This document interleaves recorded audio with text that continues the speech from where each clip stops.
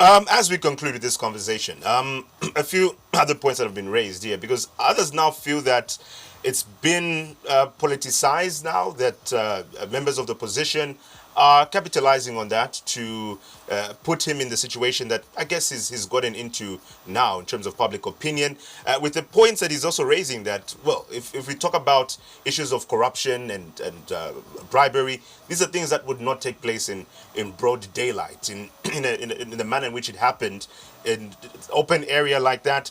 Those are some of the points he's raised there. Don't you consider them as valid? Look, first of all, I want you to draw it to a historical perspective and an historical reality. Dr. Kaunda fired one minister. I will not mention his name for reasons of so many issues. Dr. Kaunda fired one minister who had received a gift. And that gift he had received was actually of inconsequential value. Again, I will not mention the exact gift because the minister will know I'm talking about him. Because Zambians would know, those who know this story. And Dr. Kaunda fired him because he had received that gift, and Dr. Kaunda perceived it, that the manner in which the gift was received was meant to compromise the Zambian government. Minister Kakubo, his actions as well, his foreign affairs minister, who commits government on several agreements, he signs on our behalf. Just that, as I told you earlier on, some ministers in other countries have been put on other big countries' payrolls to act as conduits for information and that kind of stuff. A minister of foreign affairs is not an ordinary minister.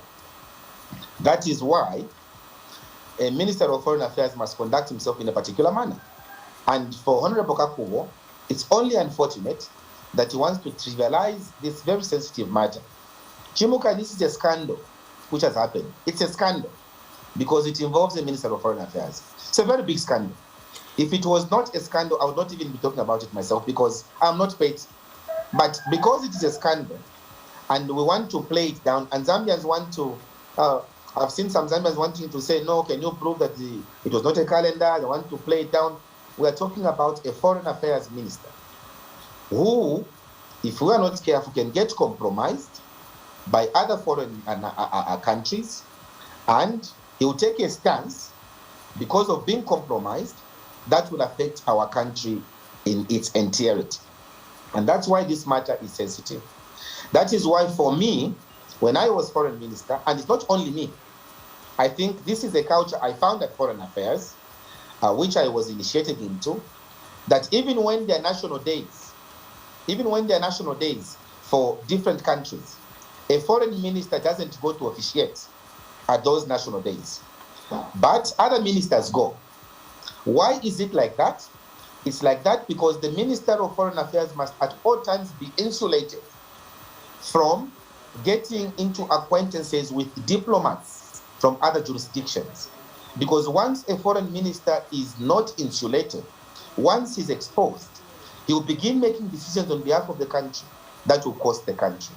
And that is why you'll find that I never visited any ambassador's residence when I was foreign minister.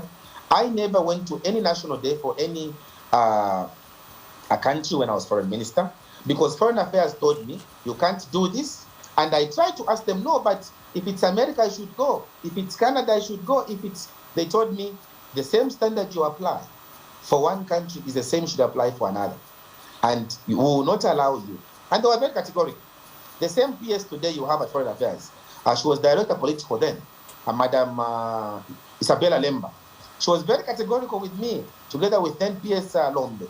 They told me categorically, Minister, these are the do's and don'ts. Don't meet diplomats outside without us knowing, or unless it comes from the president directly. So for Minister Kakubo, unless he tells us that the president was involved, then we'll remove our hands off him. But if he did it without the presidential consent, it's a scandal. And there's no other way to call it. It's a scandal. All right. So, sorry.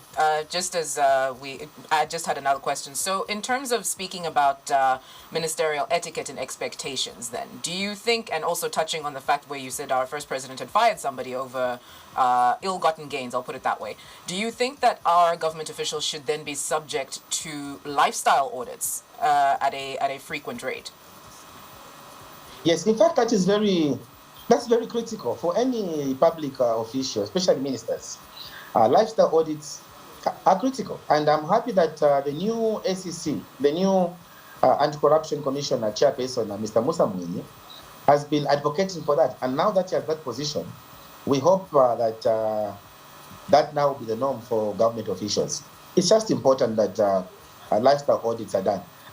Before I even forget, I was in China myself. I'd gone to Beijing in 2017 for some meeting. And there was a special drink I normally liked when I was in China, some fruity drink. So I asked the Minister of Foreign Affairs then, he's still the foreign minister actually in China. I asked him if I couldn't get that drink, why that drink was not part of the menu that day.